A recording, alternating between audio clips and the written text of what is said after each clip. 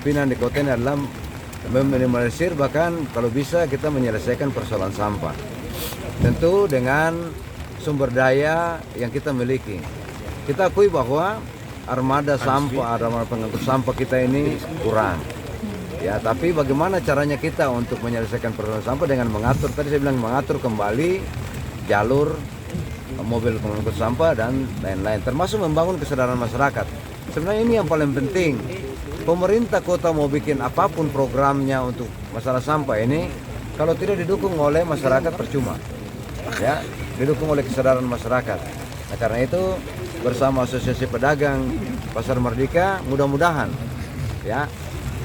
Saya tadi bilang kalau ini cuma dilakukan pembersihan hari ini dan besok terulang lagi, itu kita melakukan pencitraan. Ya, kita membangun pencitraan. Tapi kalau seandainya besok dan seterusnya seperti begini, itu berarti itulah kerja kita untuk menyelesaikan masalah sampah di seputaran terminal dan lokasi Pasar Merdeka.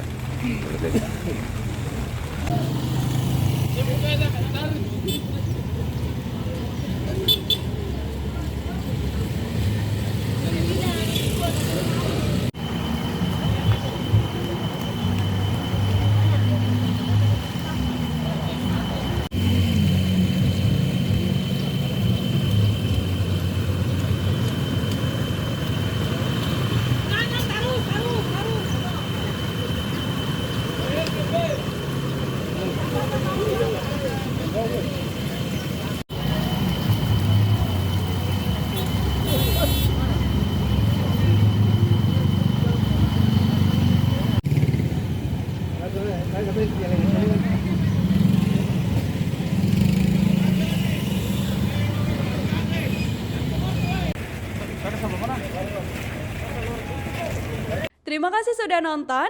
Jangan lupa like, subscribe, dan share ya.